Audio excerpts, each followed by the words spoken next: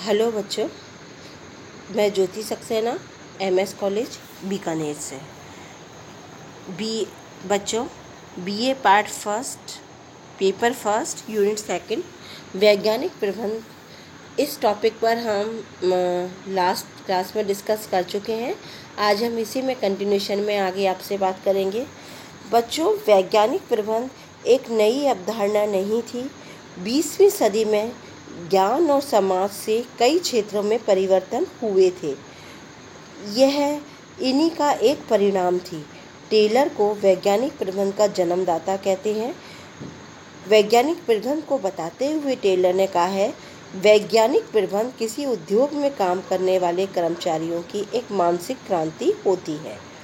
Taylor का कहना था कि उद्योगों के मालिक श्रमिकों और उपभोक्ताओं के हितों में कोई मतभेद नहीं होते, ये आपस में जुड़े होते हैं। इस प्रबंध का लक्ष्य कार्यकुशलता, संपन्नता को सुनिश्चित करना है और उन वैज्ञानिक विधियों, उपकरणों और सिद्धांतों को अपनाना है जो प्रबंध के लक्ष्यों की प्राप्ति में प्रभावी अपना योगदान दे सके। टेलर के अनुसार वैज्ञानिक प्रबंध एक मानसिक क्रांति है जो उद्योगों के मालिकों के लाभ के साथ साथ श्रमिकों की सुसंपन्नता को भी निर्धारित करती है। वैज्ञानिक प्रबंध की कुछ विशेषताएं हैं, वो इस प्रकार है। यह इस मान्यता पर आधारित है कि संगठन में हर कार्य नियोजित तरीके से किए जा सके, संसाधनों का सही तरीके से सदुपयोग किया जा सके, श्रम विभाजन किया जा सके, विभिन्न प्रकार की गतिविधियों का वैज्ञानिक आधार पर मानकीकरण किया जा सके, संगठन में काम करने वाले श्रमिकों को प्रेरणादायक मजदूरी दी जानी चाहिए, सहकारिता पर जोर दिया जाना चाहिए। साथ ही वैज्ञानिक प्रबंध ये मानती है कि अधिकार और उत्तरदायित्वों की सीमा भी निश्चित की जानी चाहिए। यह नियंत्रित स्थिति में सुनिश्चित कदमों पर बल देती है। मानव संबंध उपागम संगठन के उद्देश्यों की प्राप्ति के लिए शक्ति और कौशल का प्रयोग करता है। यह दृष्टिकोण मानव के हितों के प्रति उदार है। साथ ही वैज्ञानिक प्रबंध सिद्धांतों पर आधारित वैज्ञानिक विधियों पर बल देने पर जोर देता है।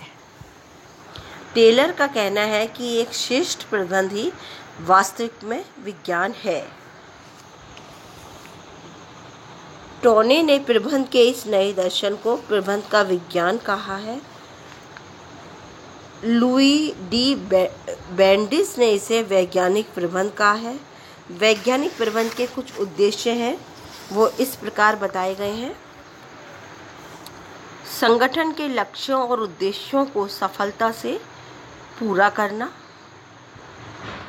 संगठन के जो संसाधन हैं जैसे मशीन, पूंजी, मानव और तकनीकों का सही तरीके से प्रयोग करना, कर्मचारियों में मानसिक क्रांति उत्पन्न करना, न्यूनतम लागत पर ज़्यादा से ज़्यादा उत्पादन करने की कोशिश करना, प्रबंध कार्यों में वैज्ञानिक सिद्धांतों को लागू करना, कार्य प्रक्रिया में मानकीकरण को लागू करने ताकि उत्पादन में तार्किकता का समावेश किया जा सके, उद्योगों में मालिकों और श्रमिकों दोनों के हितों की रक्षा करने का प्रयास करना।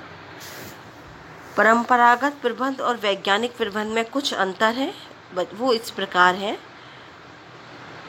परंपरागत प्रबंध अंगूठा नियम पर आधारित था। परंपरागत प्रबंध में योजना के अनुसार काम नहीं होता था। इसमें घिसी पिटी मान्यताओं को अपनाया जाता था। इसमें श्रमिकों को बहुत कम प्रेरणाएं मिलती थी। यह स्वामी सेवक की अवधारणा को प्रतिपादित करता था। इसमें जड़ता पसंद और भययुक्त प्रबंध था। यह मालिकों के व्यक्तिगत हितों की रक्षा करता था। इसमें प्रबंधों का दृष्टिकोण अधिनायकवादी होता था, जबकि वैज्ञानिक प्रबंध वैज्ञानिक आधार पर निर्भर रहता था। इसमें स्वामी सेवक के संबंध नहीं थे, बल्कि प्रेम, परस्पर हित और सहकारिता को बल दिया जाता था। वैज्ञानिक प्रबंध में नियोजन महत्वपूर्ण था। इसमें मानसिक क्रांति को स्थान दिया गया था। श्रमिकों को प्रेरणाएं दी जाती थी। इसमें नियम, तार्किकता और नई विधियों के द्वारा समस्याओं का समाधान किया जाता था। यह सामूहिक हितों की पूर्ति करता था। इसमें प्रबंधक का दृष्टिकोण प्रजातांत्रिक वाला था। वैज्ञानिक प्रबंध 3 अवधारणाओं पर काम करता था। विश्लेषण की वैज्ञानिक पद्धति को अपनाने से संगठन की समस्याओं को सुलझाया जा सकता है। यह विचारधारा श्रमिक को आर्थिक मानव मानती थी, जो केवल धन कमाना चाहता है, और संगठन को उत्पादन का एक औजार माना जाता था। इस विचारधारा में श्रमिक और उसके कार्य के संबंधों में ढूंढता था। इसमें श्रमिक की बजाय कार्य महत्वपूर्ण होते थे। कार्य का वैज्ञानिक तरीके से विश्लेषण, संगठन और प्रबंधन श्रमिक हितों के लिए हितकारी हो सकता है। इस अवधारणा में प्रबंध के उच्च स्तरों से समन्वय करने की बजाय निम्न स्तर पर होने वाले कार्य और प्रक्रियाओं में श्रमिक महत्वपूर्ण माने जाते थे। लेकिन इस टेलर की इस तकनीक में प्रबंधक की कुछ कमियां सामने नजर आईं। वो थी, प्रबंधक श्रमिकों के उत्तरदायित्वों को नहीं पहचान पा रहे थे। कार्य के प्रभावी मानकों की कमी होती जा रही थी। श्रमिकों द्वारा व्यवस्थित सोल्जरिंग अपनाने से उत्पादन बहुत कम हो रहा था। कार्य को ठीक तरीके से निर्धारित करने और श्रमिकों को सोल्जरिंग से बाहर लाने के लिए प्रेरणाएं नहीं दी जा रही थी। अंगूठा नियम पर आधारित अधिकांश निर्णय अवैज्ञानिक थे। इकाइयों के बीच कार्य विभाजन सही नहीं था। श्रमिकों की क्षमता को समझा नहीं जा रहा था। इसलिए टेलर ने अपने लेख शॉप मैनेजमेंट में प्रबंध के दर्शन को इस प्रकार बताया, और इसकी पहचान टेलर ने मिडवेल स्टील कंपनी में की थी।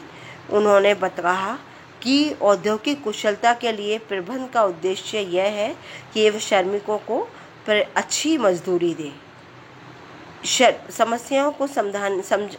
समस्याओं के समाधान के लिए वैज्ञानिक विधि का प्रयोग किया जाए। वैज्ञानिक आधार पर श्रमिकों का पद स्थापन किया जाए। श्रमिकों को औपचारिक प्रशिक्षण दिया जाए। वैज्ञानिक आधार पर श्रमिकों और प्रबंधक के बीच मित्रतापूर्ण संबंध और सहयोग की भावना होनी बहुत ज़रूरी है। तभी वैज्ञानिक प्रबंध की सार्थकता साबित होगी।